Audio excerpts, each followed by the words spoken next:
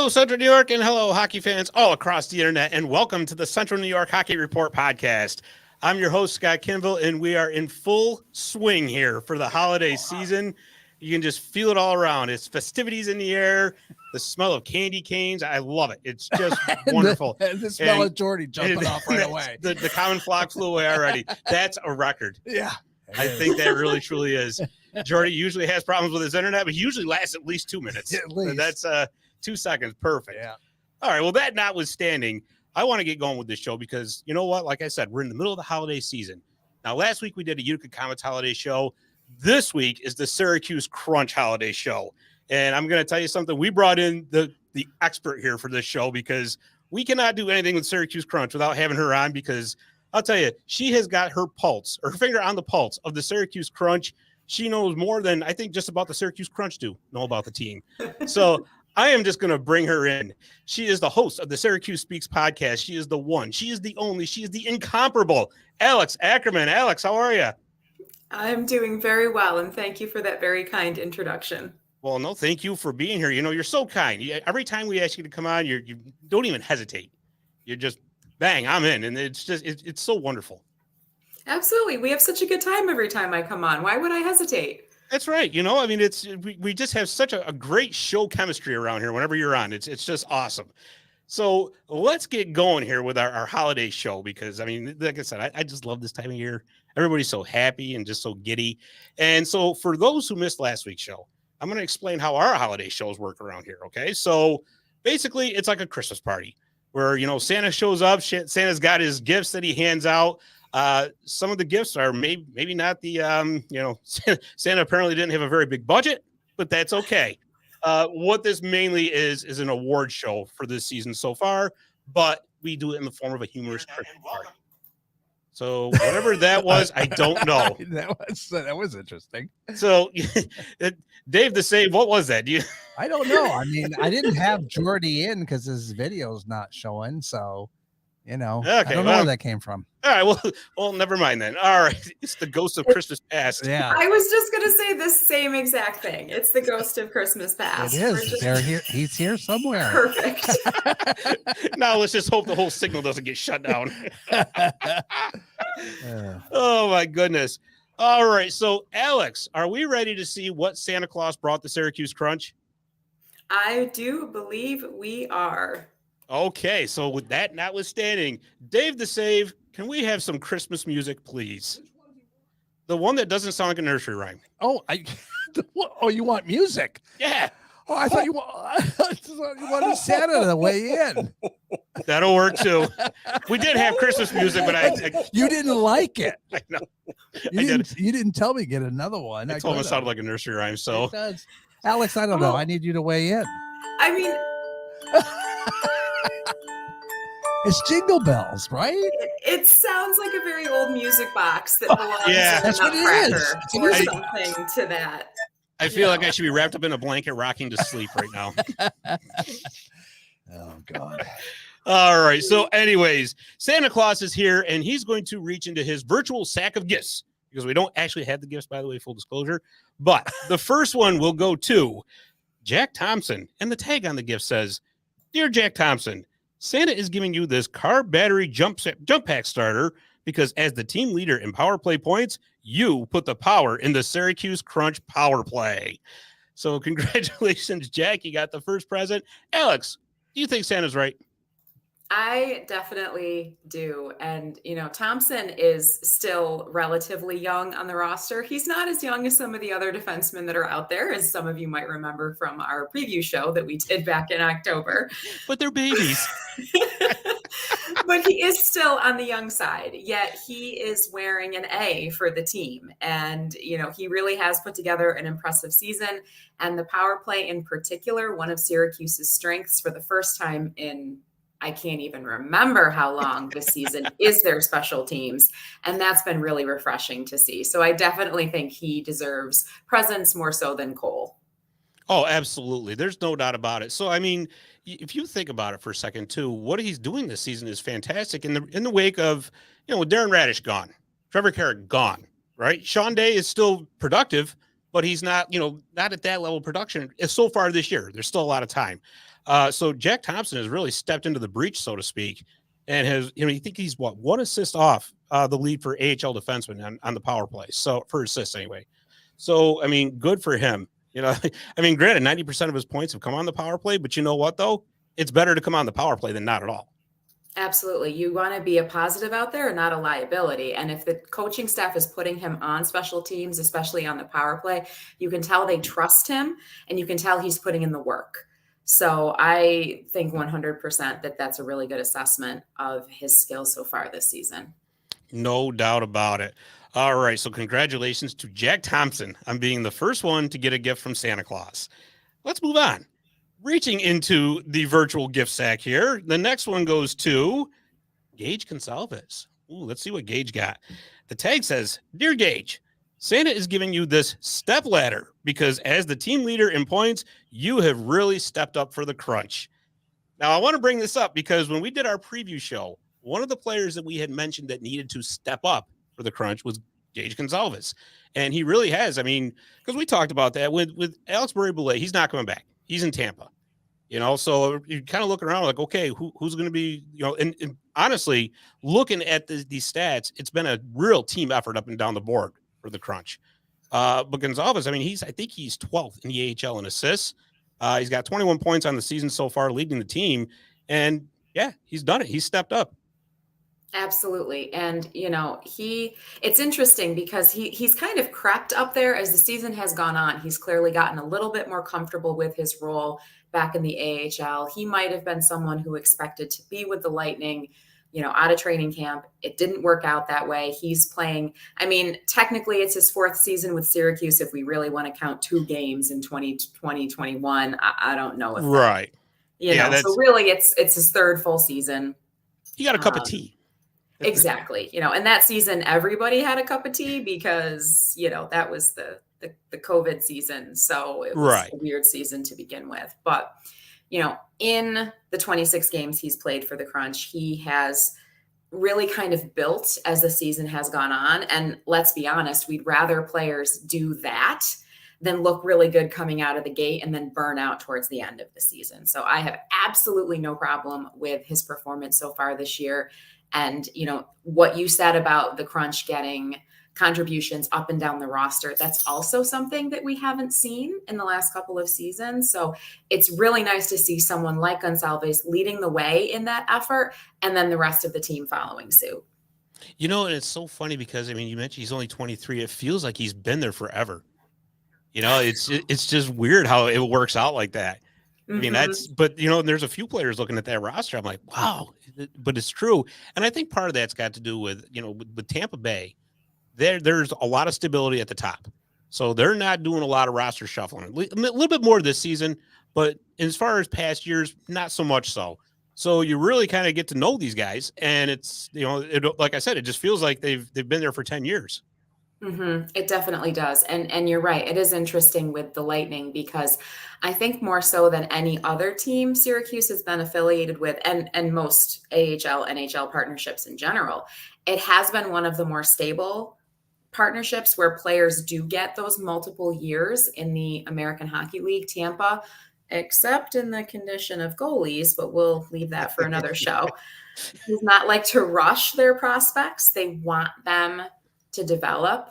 And, in general, like I think of like when the Lightning tried to rush like Brett Connolly, 10 or 12 years ago, and it didn't turn out that well. I think they've really learned from their history and they know what works. Do I wish they'd apply that to all of their positions? Yes, I do. But again, that's for another podcast. Which we can do. That's not a problem. But, in general, I really do think that they give these players the chance to develop, the chance to grow, the chance to be lead scorers on AHL teams. I mean, look at Barry Boulet. It took him how long of dominating in the American Hockey League before he finally managed to stick with the Lightning? But they kept at it. They kept with it. They kept giving him those chances, and now he's done it. So I'm sure for Gonsalves, it's probably going to be next season. But for right now, Syracuse is going to enjoy having him on their roster. Absolutely. You're right. It's just a matter of time. And when your parent club is winning Stanley Cup after Stanley Cup and you got a lot of top tier players signed to long-term contracts. Those spots to get open really aren't there that much. So that could also be the reason for the delayed for him getting to the NHL. Absolutely. So anyways, I know you've got a present you want to give out. So it's your turn to play Santa Claus. All right. So am I also coming up with the actual present? I think I have a good one. But... Okay. By all means. Okay. So I would like to have Santa give out the next gift to Coach Joel Bouchard. Santa, so good to have you here. Was my timing good? It was wonderful. It was an interesting summer with Syracuse's coaching situation and the sort of rather sudden switch up behind the bench. Nobody was really sure how it was going to go. I know a lot of our talk in October centered around how this team was going to look with an entirely new coaching staff. And one of the great things that Bouchard has done coming in as the new head coach of the Crunch is give fans a little bit of a peek into the dressing room after victories. And it's been on the team's social media. These inspirational speeches, kind of a la Herb Brooks, that Bouchard gives the team after victories. And, fans have never really been invited into the dressing room like this under previous coaches. And I know a lot of fans on the team's social media and other members of Syracuse media, they've been reacting to it. It's been really super popular.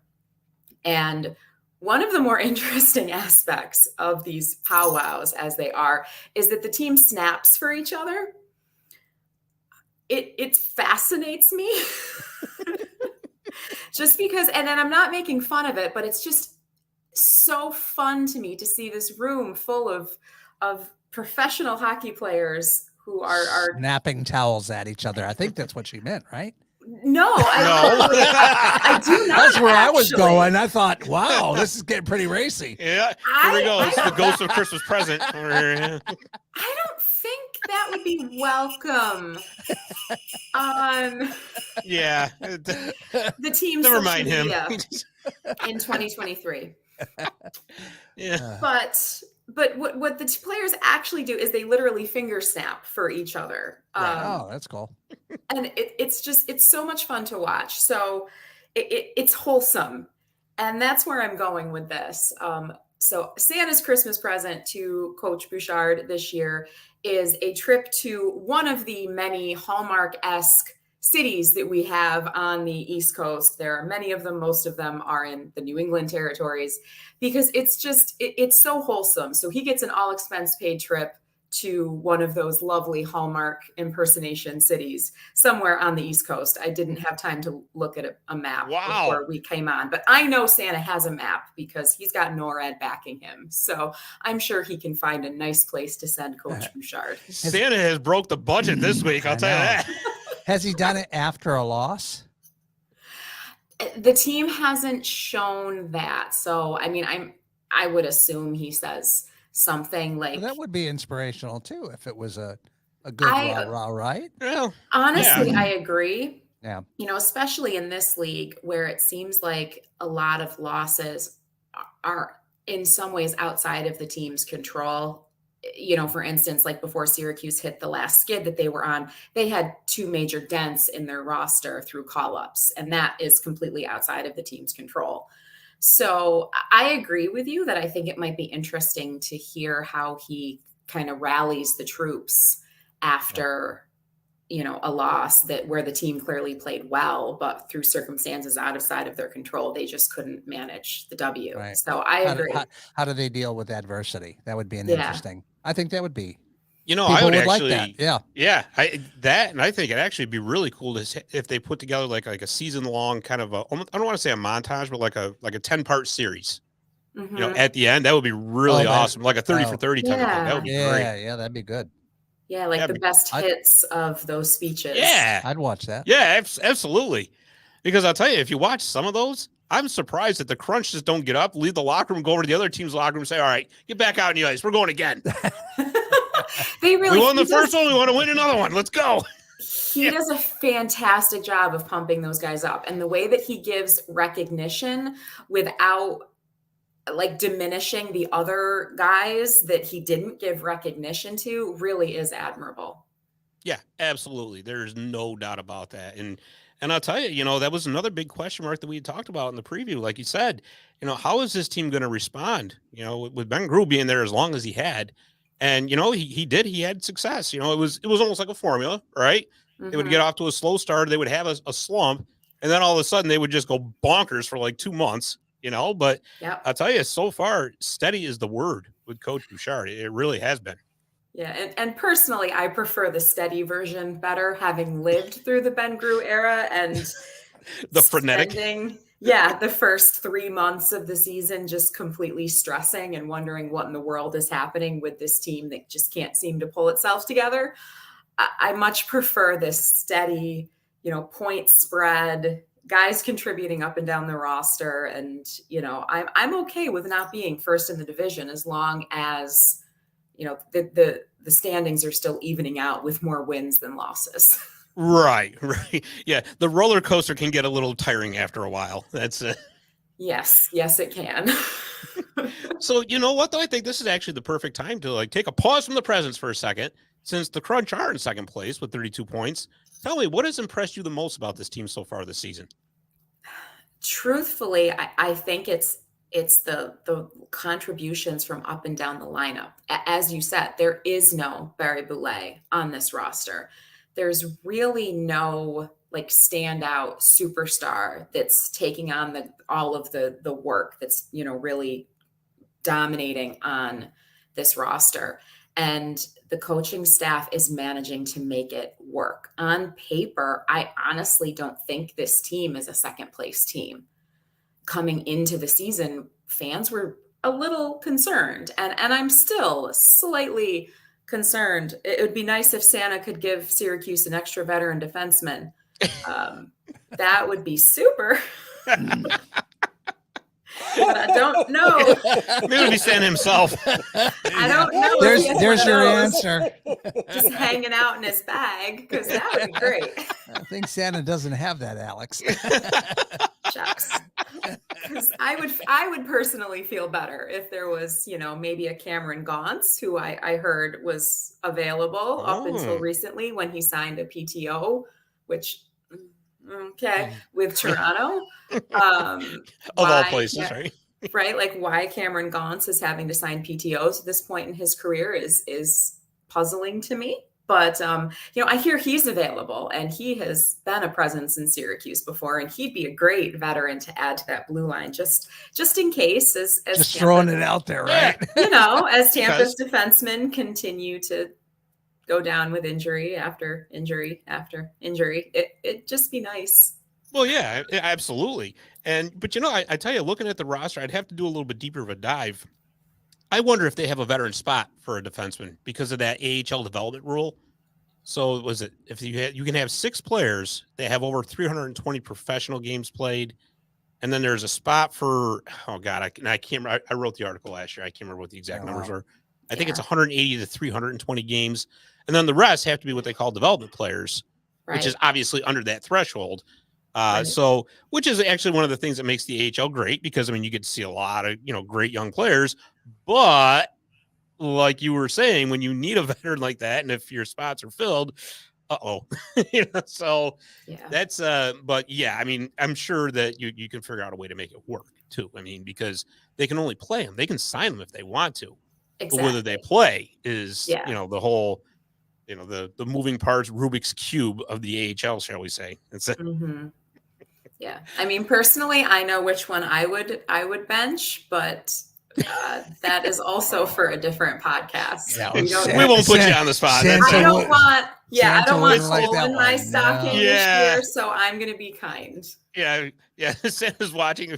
She's watching the show to see who's naughty and who's nice. Yeah, so that's Dave, I guarantee you, is getting a bunch of coal. So I like it though. Dave. I'm always cold, and so I don't mind cooking that stuff off. He'll be fine. We'll just put him in the other room. Yeah. It's okay. He'll be our cousin Eddie. See what I deal with, Alex? All right. It's like So- having my son here in Little Falls. See, you just never knew, Picking did you? on me. Those fries haven't been thrown out yet. Anyways, Bouncers by the door. I saw her a Yeah. minute ago. yeah, Bob Cratchit's going to show up anytime with his cane. Yeah. As long as it's the Kermit the Frog one, I don't care. Yeah, He can show right. up if he wants to. It's just got to be the Kermit version. The other ones are kind of scary. That is true. Yeah. That is true. I don't have Kermit here. Sorry. You don't have him in that switchboard of I don't have him in 17 million sounds that you have over there. And No, I can dig, you know. Yeah, the thing is, though, is Disney likes their copyright, so I don't know. if yeah, they we can do bring it. it. Yeah, we don't want to get in trouble. I That's don't do any of that stuff. so. Yeah, we're having a holiday show, so we put psycho music on. This is great. Oh boy. Let's get back to the present show right. before this show gets too far off the rails. All right. So the next one, we were talking about the Crunch social media team, and I don't know if you noticed or not, but they have an awesome new video out. The Crunch do, and it's called the 12 Days of Crunchmas.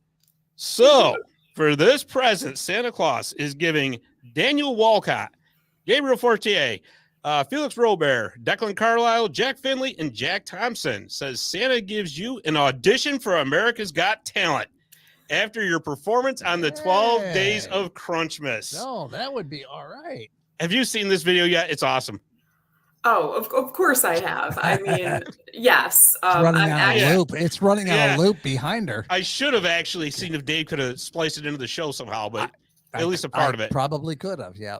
That's my fault. Gotta give me a heads up on that. But they looked like they were having a ball. You know what it reminded me of? It reminded me of the 1985 Bears when they did the Super Bowl Shuffle. Oh, yeah. That's all I can think of. That Now, was see, now cool. you just perked up there. Yeah, Okay. I did. Yeah. I was born in 1985, so. Oh, well. Oh, God. Well. Throw cold water on it. God. Yeah, I was 11 years old. I very vividly remember the Super Bowl Shuffle. That was like 65 or something like that. I don't remember what I was. Alex like, no, he's not really that old. Yeah, he is. Uh, But if you watch the credits till the end, it says the lyrics were actually written by Megan Cahill, Allison Jacobs, and Lucas Favale, play-by-play announcer for the Crunch. So it was a true team effort. It was. And those are, as I like to say, some of the elder statesmen with the team. It's nice to see those people who have been with the team for a good couple of years and really are getting to know the organization as it currently stands, getting that type of credit. I think it might have been, Megan, who was also pretty instrumental in the lip sync videos that really went viral back before the pandemic happened with Daniel Walcott and a couple of the players back then that were just so fun. And, I really love it when these AHL teams do this type of thing. Exactly. This really cements the fans to the players and their personalities, which I honestly think is way more important in the American Hockey League than it is in the NHL. Absolutely, you hit the nail directly on the head there, because generally with the AHL too, you're dealing with a smaller community as opposed to an NHL city, and what the connection with the fans is so important. Like, I mean, you can see it sometimes. Like, if there's no connection, then the fans just simply don't care, right? Yeah. Well, I mean, if you're out there doing, and the Crunch are very good about that. They're constantly out in the public doing stuff, and this video, like I said, is just absolutely hysterical. I loved it. I thought it was absolutely fantastic. And like I said, those guys look like they were having a ball doing it. They really did. And they posted some bloopers on the social media channels before the actual music video came out. And that would be fun. Oh my God. Poor Felix Robert didn't know the tune originally. And he looked so lost, and he looked at all of them and was like, why don't I know that? It was really fun. And, they did a nice job matching the rhythm of the song to the lyrics that they chose, which is not easy. No, it's not. Because, I mean, as anybody who's ever tried to do karaoke night knows, even when the letters are lighting up and all that, yeah, forget it. It's just kind of, you get the first few, and then it's like, forget it. We're doing our own show now. And they did it for all of those stanzas, repeating each other over and over again. So, I mean, props to everyone involved, because it takes a lot of guts too. You know, it's one thing to do something like playing hockey that you've been doing for your whole life. And, Right. you know, yeah, you're doing it at a professional level, but you've also been doing it for 20, 25, 30 years. But to put yourself into a recording booth and then put it out there on every single streaming service that's available, that takes a lot of guts to sign up for something like that when that's not the usual medium of Exactly. And you know, your it's living. not just audio, it's video too. I do this Yes. every week. What? I don't know the stress. Okay, so next week you're going to come up with a 12 Days of Christmas version. I And can do it. And you have to sing it. You Yeah, I can't could do just that like, too. you know, spoken word poetry here. We gotta get the whole tune. On the first day of Christmas, Scott gave to me. I don't know. a headache. 2 Excedrin, Yeah. 3 turtle. No, all right. See, Yeah, you all right. got till next week to work on it. All right, I'll do it. Oh, goodness.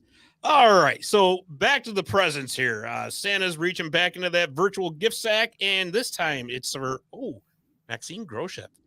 So it says, Dear Max, Santa is giving you this map of Syracuse because as the leading scorer amongst rookies, you are the best new kid in town for the Crunch. So apparently Santa's where he's going to get lost in Syracuse. As long as he doesn't start complaining that there's no dog parks, which is what a player did a couple years ago that really Well, Oh, it's, dog park.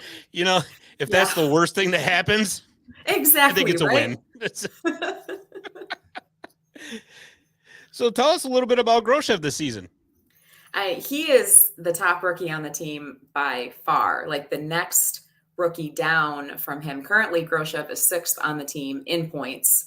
Currently, like from there down, you go down to 14th, which is Joe Carroll in points. So, you know, not only is he in the top 10 on the team, he is the top rookie by far. And he has definitely been one of the most entertaining players to watch this season. He's fast, he's fun, you know, his sellies are great. Like he's bringing this whole package to Syracuse. And he was someone who, and maybe I mean, granted, this past summer I was not exactly focused on this world. I had a lot going on, so Just a little bit. maybe, you know, maybe I was just out of the loop. But he wasn't necessarily a name that I heard a lot of chatter about coming into this season.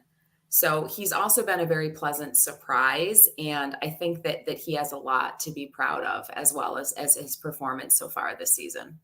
Yeah, absolutely. And it just contributes to that up and down scoring throughout the lineup. Yes, which is 100%. just driving the success for the Crunch. It really is. And when you can get a kid like that who's going to contribute, hey, that's definitely a big plus and a big win for the team. Yeah. And when you're regularly playing on the top line next to players who have, you know, milestone record number of games in this league, you're learning, you're soaking that in, and your career is only going to advance and be better for it. So, you know, he's played himself into these top positions, these high pressure situations, and he's really doing a fantastic job keeping up in those situations. Yeah, absolutely. There's no doubt about it. And for anybody who's watching on the YouTube channel, you'll see every once in a while Jordy like pops in and pops out. This really is like the ghost of Christmas. It is. It's so funny. Every time I bring him in, he's just frozen. There he is. And now watch, he'll pop Watch. back out. Chook, It's like a magic trick. Jordy, it's just not working, dude. I mean, I Poor guy. appreciate his tenacity that He is, I tell you. I trying. know. I tell you, he is. He's great. He's just, It could be that we're in a different time zone or something, you know, and he's not really. He's like, looks like he's like we're moving really fast. We're, Yeah. we're closer to something.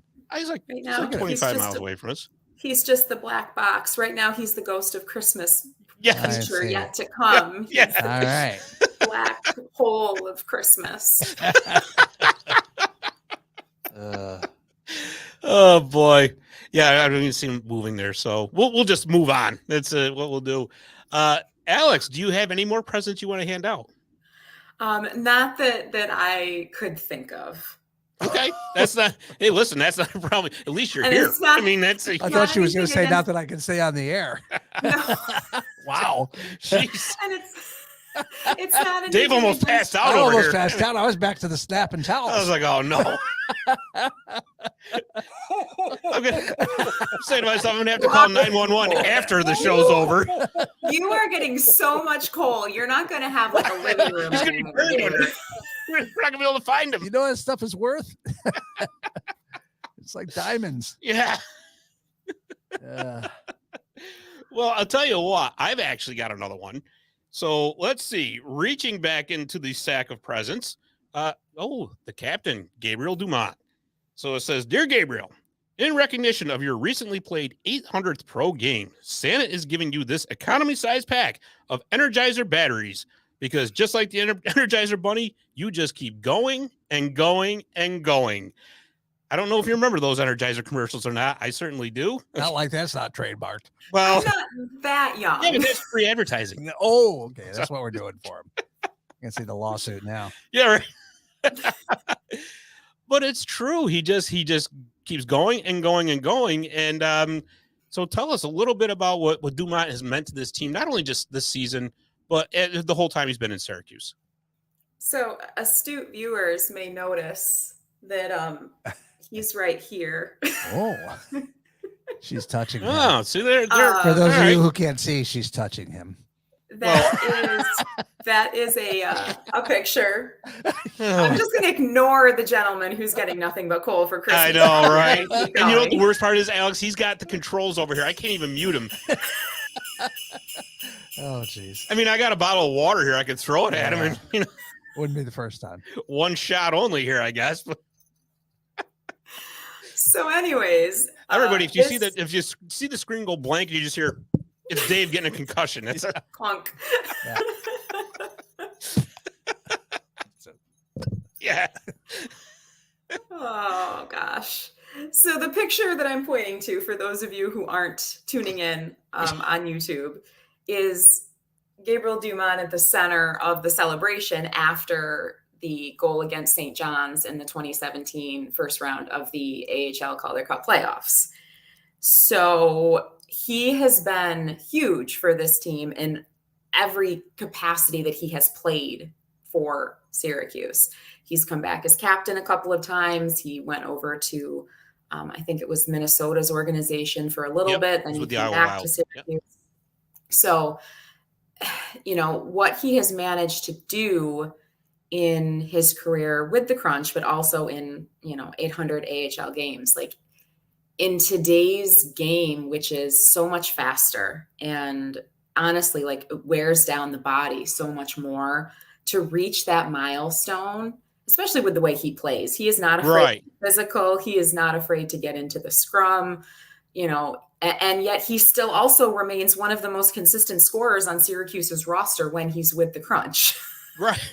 Like he really likes playing in Syracuse, which is fantastic for the Crunch because they really like having him. And he is 100% that type of nose to the grindstone veteran AHL guy that these teams really thrive on and can be built around when you have those guys as their captain. I've been a huge fan of him ever since 2017, and it's great to see him reach that type of career milestone while in a Crunch sweater, because it's just a little bit more special since he does seem to do so well in Syracuse and playing within the Lightning systems. Yeah, it's almost like he was just that's his destiny. That's where he's supposed to be. It's like he's synonymous with the Crunch at this point. Yeah, I mean, honestly, in the Lightning affiliation, only, I think Mike Angelidis is really the only other captain that you could compare legacies and lengths of time and, recognition with, as far as wearing the C and being very similar players, to be honest with you. I think Angelidis had a little bit more of a grinder edge to him than Dumont does, but still, very similar type of your AHL veteran. And those have always been the types of players that I have really appreciated in this league. Yeah, absolutely. No doubt about it. And well deserving of being the captain as well, because I really, maybe outside of Daniel Walcott, I can't think of anybody else that, you just equate the Crunch with, as with Gabriel Dumont. So absolutely. Well, I'll tell you what, this has been so much fun. And I do have one more. It's just like a personal thank you from us. Well, to you, for starters, for, like I said, always being so willing to come on this show. And it's awesome having you here. We absolutely love it. And I also want to thank Howard Dolgan, Jim Sorosi, and Megan Cahill. The Crunch, basically the front office, really. They have been so supportive of our website and our show. Anytime we need anything, it's like an instant, response. They don't make us wait for anything. Always willing to help us get a player or whoever to come on the show. Always constantly sending us the emails for the press releases and all that. Sometimes I'm like, oh my goodness, I don't know if I got enough room on the site for all this, but no, they've been absolutely tremendous to us, and especially in our first year, we're a startup really, and they've treated us like gold, and I can't thank them enough for that. Those guys have really, really set the standard for how you run a team, and they should really be proud of themselves. Yeah. And when you talk about, this is the community, right? Like everybody listening, everybody watching us, when you discuss those community connections with AHL fans and the teams, this is one of the way it's built. Media and fan interactions have definitely changed over the past 20, 25 years. The internet has really shifted and molded what this looks like now.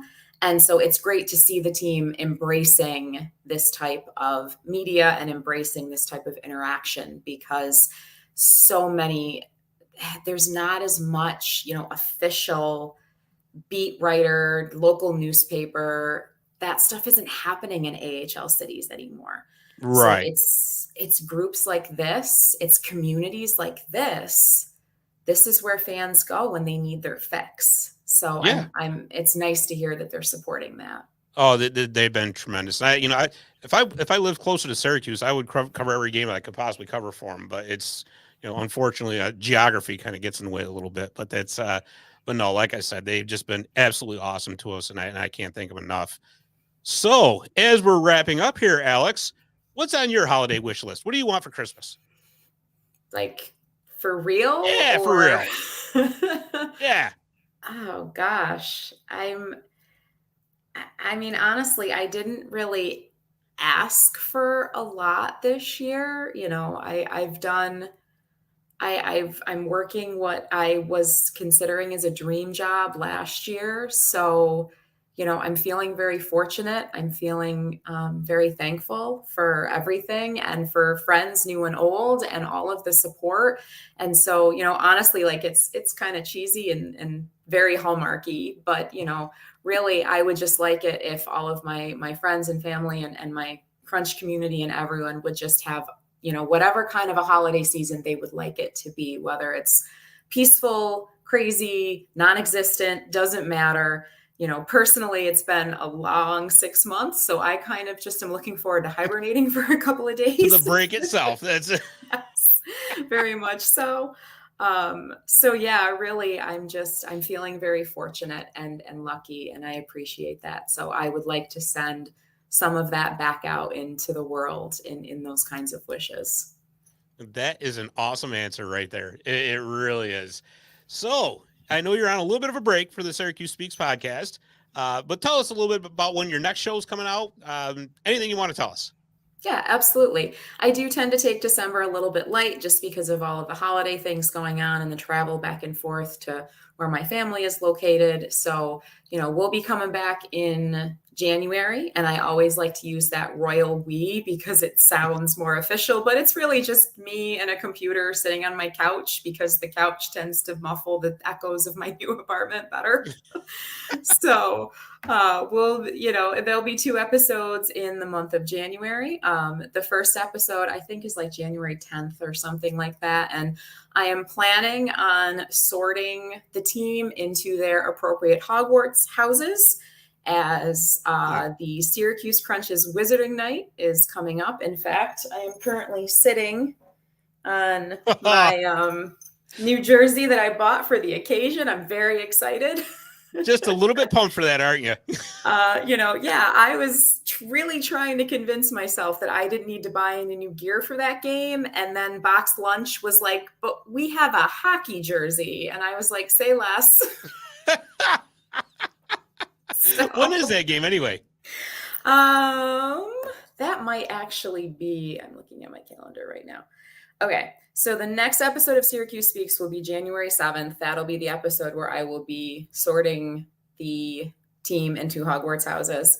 And the actual Wizarding Night game is the 13th of January. So it's about a week after that episode will go live.